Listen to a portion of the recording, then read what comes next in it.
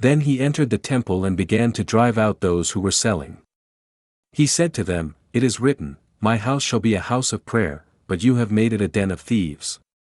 Luke 19 verse 45.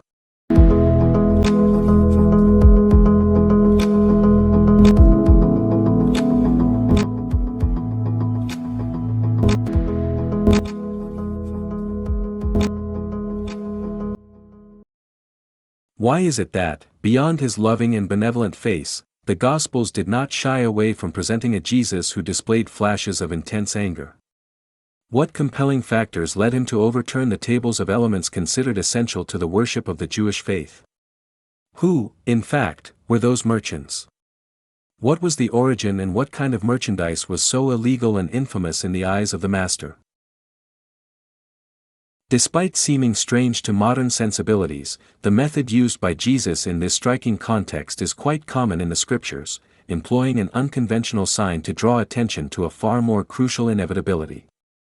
The prophet Jeremiah shocked the crowd when he smashed a large and expensive ceramic jar to warn them of the imminent danger hanging over Israel. Was Jesus, with a whip in his hand, doing what Jeremiah had done with a jar? With such a wealth of detail, it is practically impossible to believe that this was an impulsive act driven by momentary indignation. Jesus had an entire night to reflect on what he would do the next day. From what can be perceived, it was not one of his best nights, for he did not even eat properly, since he was hungry the following morning. Yet it was also not an act of gratuitous violence. It was such a pertinent reaction that his accusers did not dare to include it in the charges brought against him at his trial before Pilate. Was Jesus not doing what many would have liked to do? Was he not acting as the right arm of all those who repudiated that situation? Clearly, the sacrifices of the rich were not the reason for Jesus' indignation. The evangelist speaks specifically of the elements being handled that were turning the Father's house into a den of robbers. Jesus speaks of the dove, for it represented the sacrifice of the poor. It was the atoning offering of a family that did not have the means to buy even a small animal for their own sustenance, much less to offer one in the temple. The dove is a bird abundant in that region.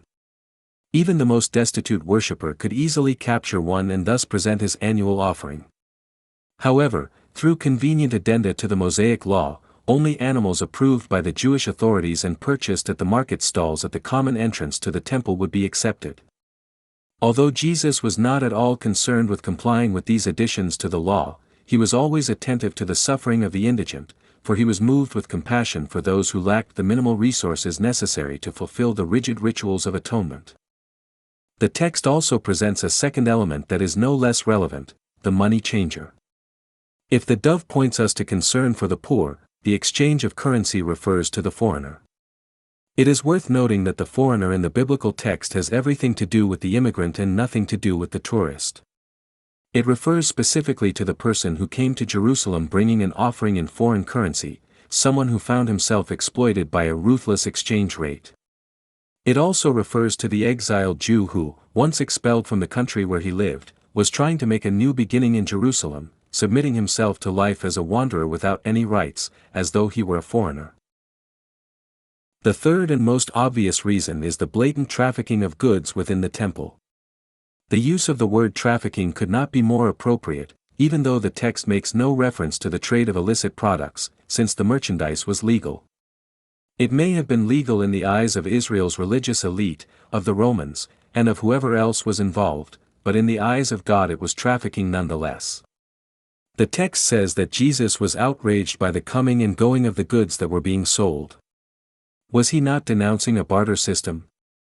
Were animals that had already been offered in sacrifice not illicitly returning to the stalls to be sold once again? It is certain that many environmentalists and ecologists would immediately approve of this line of reasoning. It is evident that we oppose the sacrifice of animals for this purpose, not exactly for this reason, but because we are convinced that God does not endorse this superstitious slaughter, since it has deep roots in paganism. In view of Jesus' conduct in the temple, it becomes clear that he wants his church to act in the fairest and most upright way possible. In his Father's house, shortcuts or interpretations intended to circumvent the law are not permitted. In the Brazilian Congress there is a caucus known as the Evangelical Caucus, whose proposals are aimed solely at benefiting their own churches. It would not be right for the institution of the church to obtain privileges that secular institutions and those representing other faiths do not have. If we truly wish to live in a just country, that justice must begin with us. In our private business dealings, we might at times be tempted to try certain maneuvers within the limits of the law. Any kind of trickery is already condemned by Jesus' whip, a whip that, to the despair of many of our religious leaders, will remain eternally unbearable.